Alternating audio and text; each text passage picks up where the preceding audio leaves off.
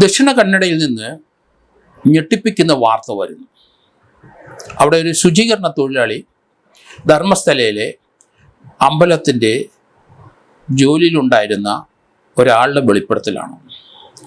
1985 മുതൽ 2014 വരെ അയാൾ അവിടെ ശുചീകരണ തൊഴിലാളിയായി ധർമ്മസ്ഥലയിൽ അദ്ദേഹം ജോലി ചെയ്ത സമയത്ത് 485 പേരെ കൊലപ്പെടുത്തി എന്നും അവരുടെ ശവശരീരങ്ങൾ താൻ മറവ് ചെയ്തിട്ടുണ്ടെന്നുമാണ് വെളിപ്പെടുത്തൽ.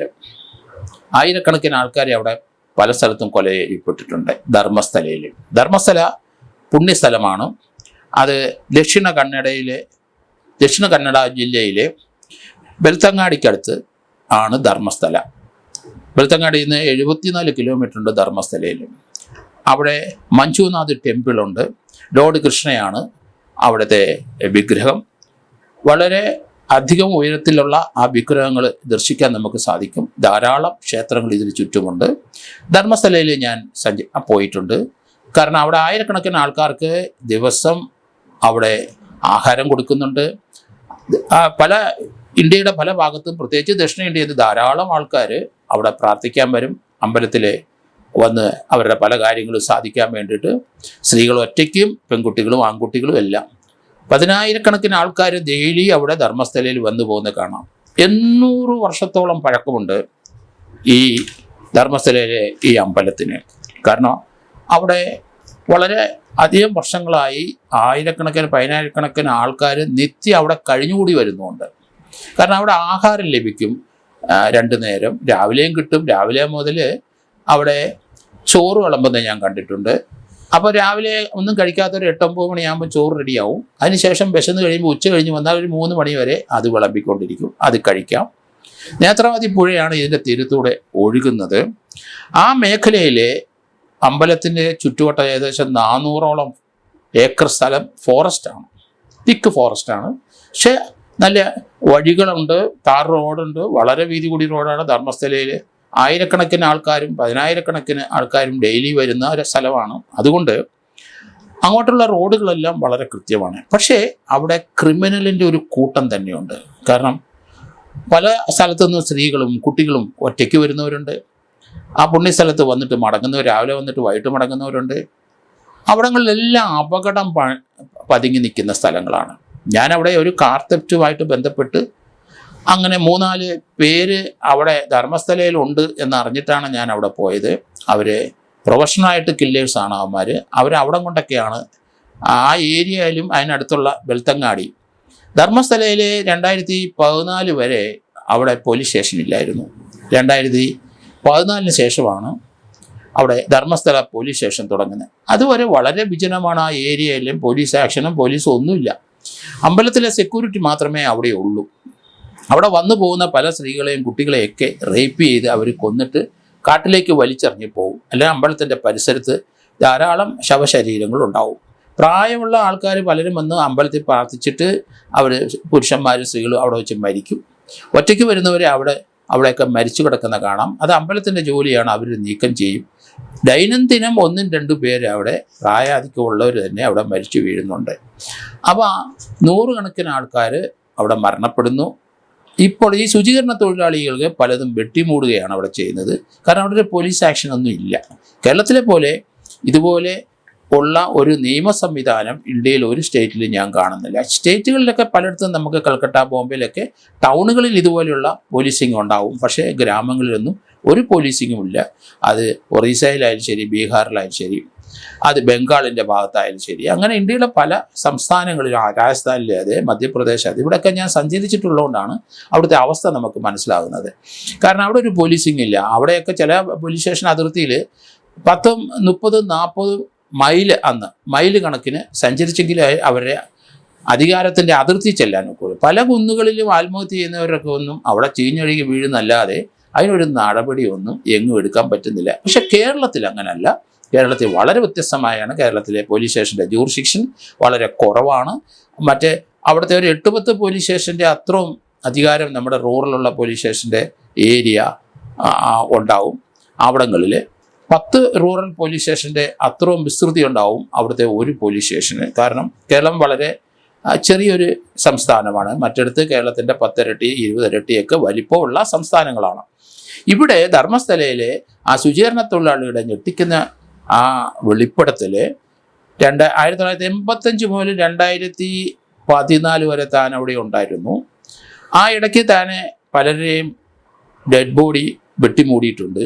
അത് അവിടുത്തെ ഇൻസ്ട്രക്ടർമാർ പറയുന്നതനുസരിച്ച് ശുചീകരണ തൊഴിലാളിയായിട്ട് ഇയാൾ അവിടെ ജോലി ചെയ്തു. അത് അങ്ങനെ വെട്ടിമൂടിയതിൽ ഒരു സ്കൂൾ യൂണിഫോം ഇട്ട് ഒരു കൊച്ചു പെൺകുട്ടിയുടെ ഉണ്ടായിരുന്നു. ആ പെൺകുട്ടിയുടെ യൂണിഫോം അതേ രീതിയിലാണ് കൊല്ലപ്പെട്ട് കിടന്നത്. കയ്യിൽ ബാഗുണ്ട്, അത് അതേപടി വെട്ടിമൂടി എന്ന് ഇദ്ദേഹം പറയുന്നുണ്ട്. അതുപോലെ തന്നെ 1986 അതിനുശേഷം 7-8 പേരെ മിസ്സിംഗ് ആയി കൊന്നതായിട്ട് ഡെഡ് ബോഡിയൊക്കെ കിട്ടി. അവരുടെ കേസുകൾ അവിടെ രജിസ്റ്റർ ചെയ്തിട്ടുണ്ട്. അന്ന് അത് ബെൽത്തങ്ങാടിയിലാണ്. അവിടുന്ന് എത്രയോ ദൂരത്താണ് ഈ അമ്പലം സ്ഥിതി കൊണ്ട് ഒരു കാര്യമായ അന്വേഷണം ഒന്നും നടക്കുന്നില്ല. പക്ഷേ അന്നത്തെ കൊലയാളികളും അന്ന് ഇന്നുമുള്ള ധാരാളം ആൾക്കാർ അവിടെ യഥേഷ്ടം വിഹരിക്കുകയാണ് ഇന്നും. അത് മനം നൊന്ത് 2014 ശുചീകരണ തൊഴിലാളി അവിടുന്ന് മാറി. അത് ഇതുപോലെ കൊന്ന് തള്ളുന്ന ആൾക്കാരുടെ ചിലരെ വിവരങ്ങളും പേരുകളും അഡ്രസ്സും അദ്ദേഹത്തിന് അറിയാം. ആരൊക്കെയാണ് കൊല്ലുന്ന ആ ഗാങ്ങുകളെന്നും അദ്ദേഹത്തിന് അറിയാം. ആ വിവരം വെളിപ്പെടുത്താൻ അദ്ദേഹം രഹസ്യമായി പോലീസിൻ്റെ അടുത്ത് സമീപിച്ചു. ഒരു നടപടിയില്ല. അവിടുത്തെ ഉന്നത പോലീസ് ഉദ്യോഗസ്ഥരുടെ അടുത്തും പോയി ഒരു നടപടിയില്ല. വർഷക്കണക്കിനായിട്ട് ഇയാൾ ഇത് പറഞ്ഞു പോയതോടുകൂടി ഇയാൾ അവിടെ 2014 മുതൽ അവിടെ ധർമ്മസ്ഥലം വിട്ടു. അയാൾ മറ്റൊരു സംസ്ഥാനത്താണ് പേടിച്ച് കഴിയുന്നത്. എങ്കിലും മനസാക്ഷി കുത്ത് കണ്ടിട്ട് അദ്ദേഹം നിരന്തരമായി ഇതിൻ്റെ പിന്നിൽ സഞ്ചരിച്ചു. അങ്ങനെ അദ്ദേഹം ബാംഗ്ലൂരുള്ള 2 അഡ്വക്കേറ്റന്മാർ അദ്ദേഹത്തിനെ സഹായിക്കാനെത്തി. ഓജസ്സി ഗൗഡ എന്നൊരാളും സച്ചിൻ ദേശപാണ്ഡെ എന്ന 2 വക്കീലന്മാർ ഇദ്ദേഹത്തിനെ സഹായിക്കാമെന്ന് പറഞ്ഞു. അവരിപ്പം മുന്നോട്ട് വന്നു. അവർ കോടതിയിലേക്ക് കേസ് ഫയൽ ചെയ്തു. BNS 2011 വകുപ്പ് പ്രകാരമാണ്. കാരണം omission to give notice or information to a public servant എന്ന് പറഞ്ഞാൽ ഒരു മരണമോ അല്ല കൊലപാതകം എന്തെങ്കിലും കണ്ടു കഴിഞ്ഞാൽ നമ്മളത് കാണുന്ന ആൾക്കാർ പോലീസിനെ അത് ധരിപ്പിക്കണം, നടപടി എടുപ്പിക്കണം. അതൊരു ഇന്ത്യൻ പൗരൻ്റെ ഉത്തരവാദിത്വമാണ്. അങ്ങനെ ചെയ്തില്ലെങ്കിൽ അത് കുറ്റകരമാണ്. പക്ഷേ ഇതുവരെ അദ്ദേഹം ഈ 1985 മുതൽ 2014 വരെ പലരെയും കൊല്ലുന്നതും പല ഡെഡ് ബോഡി വെട്ടി മൂടിയിട്ടും അദ്ദേഹം ആ വിവരം പോലീസിനെ അറിയിച്ചില്ല. അദ്ദേഹം അറിയിക്കുന്നതാണ് 2014 ശേഷം അറിയിച്ചുകൊണ്ടേ ഇരിക്കുന്നുണ്ട്. പക്ഷേ നടപടിയില്ല. കാരണം വളരെ വിസ്തൃതമായ ഏരിയയാണ് അവിടെ. അന്ന് ധർമ്മസ്ഥല പോലീസ് സ്റ്റേഷനില്ല എന്ന് ഞാൻ പറഞ്ഞു കഴിഞ്ഞു. അതിനുശേഷം ഇപ്പോൾ അവിടെ 2014 ശേഷം ധർമ്മസ്ഥല പോലീസ് സ്റ്റേഷൻ തുടങ്ങി. ഈ 485 പേരെ കൊന്ന എൻ്റെ വിവരങ്ങൾ അദ്ദേഹം ഇപ്പം വെളിപ്പെടുത്തിയിട്ടുണ്ട്. ആ സമയത്ത് അവിടെ പോലീസ് സ്റ്റേഷനില്ല. ആയിരക്കണക്കിന് ആൾക്കാർക്ക് ഇതുപോലെ അപകടം സംഭവിച്ചിട്ടുണ്ട് അദ്ദേഹം പറയുന്നുണ്ട്. അവിടെ മലയാളിയായ ഒരു CPM പ്രവർത്തകൻ അവിടെ ഉണ്ടായിരുന്നു. അദ്ദേഹത്തിനുള്ള എതിർപ്പ് കാരണം അദ്ദേഹത്തിൻ്റെ മകളെ കൊന്നു. 1986 ആ പത്മരഥ എന്ന മൈനറായ ഒരു കുട്ടിയെ കൊന്നുകളഞ്ഞു.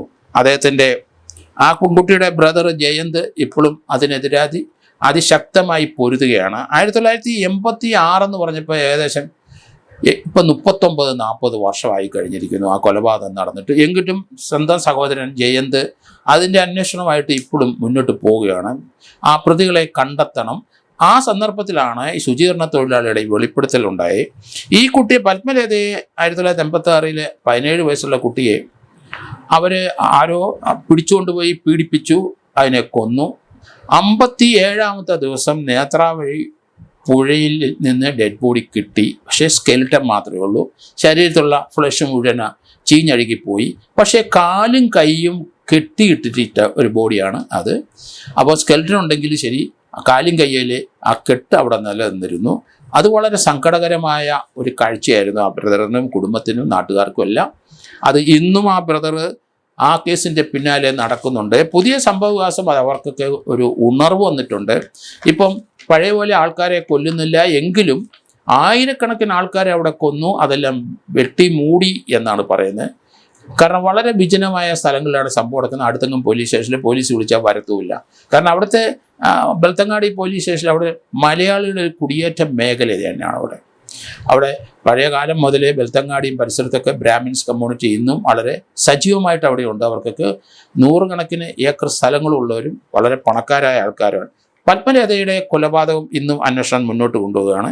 അതുപോലെ തന്നെ ഒരു അമ്മ, ഒരു ഡോക്ടർ മകളെ അവിടെ വെച്ച് നഷ്ടപ്പെട്ടു, അവരെ ഇതുവരെ കണ്ടുകിട്ടിയിട്ടില്ല. അമ്മ രോദനത്തോടെ അവിടെ ഉണ്ട്. അവരും ആ കേസ് അന്വേഷണമായിട്ട് മുന്നോട്ട് പോവുകയാണ്. ഒരു 7-8 കേസുകൾ അവിടെ റിപ്പോർട്ട് ചെയ്തതിൽ ആൾക്കാർ ഇന്നും അതിൻ്റെ പിന്നിലുണ്ടെന്നുള്ളതാണ്. അവർ തങ്ങളുടെ ബ്ലഡ് റിലേഷനുള്ള തങ്ങളുടെ മകള് അല്ലെ തങ്ങളുടെ അമ്മ സ്ത്രീകളെ കണ്ടെത്താൻ വേണ്ടിയിട്ടുള്ള അവരുടെ പരിശ്രമം ഇന്നും നടക്കുകയാണ്. ആ സമയത്താണ് ഈ ശുചീകരണ തൊഴിലാളിയുടെ പുതിയ വെളിപ്പെടുത്തൽ വന്നപ്പം അവർക്കൊക്കെ വളരെ അത് സഹായകരമായി. പോലീസ് ഇപ്പോൾ നേരിട്ട് രംഗത്തെത്തിയേ പറ്റുള്ളൂ. കാരണം കോടതി കൂടെ മുഖേനയാണ് ആ നടപടി മുന്നോട്ട് പോയത്. ആ 2 വക്കീലന്മാർ പ്രവർത്തനം ശ്ലാഘനീയമാണ്. ഇതുപോലെയുള്ള ഒരു സംഭവങ്ങളുടെ പിന്നാമ്പുറത്ത് എന്താണ് നടന്നതെന്നുള്ള പറയാൻ ഒരാളെത്തിയിരിക്കുന്നു, ശുചീകരണ തൊഴിലാളി. അത് വെളിപ്പെടുത്താൻ അയാൾ തയ്യാറാണ്. അയാളെ കഴിഞ്ഞ ദിവസം അയാളുടെ മൊഴി കോടതി രേഖപ്പെടുത്തിയപ്പം അദ്ദേഹത്തിൻ്റെ മുഖം കറുത്ത തുണി കൊണ്ട് മൂടി സൂട്ടൊക്കെ ധരിപ്പിച്ച് ആളറിയാത്ത രീതിയിലാണ് അദ്ദേഹത്തിനെ കൊണ്ടുവന്നത്. തീർച്ചയായിട്ടും അദ്ദേഹം കൊല്ലപ്പെടാനുള്ള സാധ്യത വളരെ കൂടുതലാണ്. കാരണം അങ്ങനെയാണ് ആ ദേശത്തിൻ്റെ ഒരു സ്വഭാവവും പ്രകൃതിയും. അതുകൊണ്ട് പോലീസ് വളരെ പ്രൊട്ടക്ഷൻ കൊടുത്താണ് അദ്ദേഹത്തിനെ കോടതി കൊണ്ടുപോയി മൊഴി കൊടുപ്പിച്ചത്. അവിടുത്തെ ഒരു DIGO ADGPയുടെ നേതൃത്വത്തിൽ ഒരു ഇൻവെസ്റ്റിഗേഷൻ ടീം രൂപീകരിച്ചിട്ടുണ്ട്. വളരെ നല്ല കാര്യം. ഒരു സ്പെഷ്യൽ ഇൻവെസ്റ്റിഗേഷൻ ഗ്രൂപ്പ് വന്നു കഴിഞ്ഞു. അവർ കാര്യമായി എന്തെങ്കിലും ചെയ്യുമെന്ന് കരുതുന്നുണ്ട്. പക്ഷേ ഈ 100 കണക്കിന് ആൾക്കാരെ ഒരേ സ്ഥലത്ത് കുഴിച്ചു മൂടിയത് ഈ ശുചീകരണ തൊഴിലാളി പറയുന്നുണ്ട്. അവിടുന്ന് ഒരു സ്കള്ളിപ്പം അവിടുന്ന് റിക്കവർ ചെയ്തിട്ടുണ്ട്. അപ്പോൾ അദ്ദേഹം പറഞ്ഞത് സത്യമാണ്. അദ്ദേഹത്തിൻ്റെ കയ്യിൽ അവിടുന്ന് എടുത്ത കുറേ സ്കെലിറ്റനുണ്ട്, കോടതിയിൽ ഹാജരാക്കിയിട്ടുണ്ട്. അതുകൊണ്ട് ഈ ഒരു സംഭവം വളരെയധികം ഒച്ചപ്പാട് ഇന്ത്യയിലും വിദേശത്തുമൊക്കെ ഉണ്ടാക്കി കഴിഞ്ഞിരിക്കുന്നു, ശുചീകരണ തൊഴിലാളിയുടെ വെളിപ്പെടുത്തൽ. അതുകൊണ്ട് ഇതിൻ്റെ അന്വേഷണം സപ്രസ് ചെയ്യാൻ കഴിയില്ല. ഗുണ്ടകൾ എത്ര സ്വാധീനം ഉണ്ടെങ്കിലും പതുക്കെ അവരിലേക്ക് അന്വേഷണം എത്തണം. പക്ഷേ ഇത്രയും വലിയ ഒരു സംഖ്യ ആൾക്കാരെ കൊലപ്പെടുത്തി വിട്ടിരിക്കുന്നുണ്ട്. അതിലൊന്നും അന്വേഷണം എങ്ങ് എത്തില്ല നമുക്കറിയാം. എങ്കിലും ഏറ്റവും സജീവമായിട്ട് ഈ തങ്ങളുടെ മകളെ അല്ലെ ഭാര്യയെ അല്ലെ അവരെ നഷ്ടപ്പെട്ടു എന്ന് പറഞ്ഞിട്ട് ആ വീട്ടുകാർ ഇന്നും അതിൻ്റെ പുറകെ അവിടെ ഉണ്ട്. അങ്ങനെയുള്ളവരുടെ കേസുകൾ കൂടുതൽ പ്രാധാന്യത്തോടെ പോലീസ് സ്പെഷ്യൽ ഇൻവെസ്റ്റിഗേഷൻ നോക്കണം. കാരണം അത് കൂടുതൽ എവിഡൻസ് അതിന് ലഭിക്കാനുള്ള സാധ്യതയുണ്ട്. കാരണം അവരുടെ സഹകരണമുണ്ട്. ഇതിനകത്ത് കഴിഞ്ഞ 10-40 വർഷത്തിനിടയ്ക്ക് ഉണ്ടായ പല കൊലപാതകങ്ങളാണ് അദ്ദേഹം വെളിപ്പെടുത്തുന്നത്. അതുകൊണ്ട് എവിഡൻസ് കിട്ടാനായിട്ട് സാധ്യത വളരെ കുറവാണ്. പേരും അഡ്രസ്സൊക്കെ ചിലപ്പം കിട്ടുകയും കുഴിച്ചിട്ട സ്ഥലത്തിൻ്റെ അതേ സ്കെൽറ്റൻ കിട്ടുമോ ഇല്ലയോ എന്ന് സംശയമുണ്ട്. അതുകൊണ്ട് ഇതുപോലെയുള്ള കേസുകൾ കൂമ്പാരം പോലെ ഇങ്ങനെ കിടക്കുന്നതുകൊണ്ട് അതിനകത്ത് അടിയന്തരമായി അതിന് എവിഡൻസ് കിട്ടാൻ സാധ്യതയുള്ള സെലക്ട് ചെയ്ത് ആ കേസുകളിൽ മുൻതൂക്കം കൊടുത്ത് മുന്നോട്ട് കൊണ്ടുപോയി യഥാർത്ഥ ക്രിമിനലിനെ അറസ്റ്റ് ചെയ്യണം എന്നാണ് ഞാൻ പറയുന്നത്.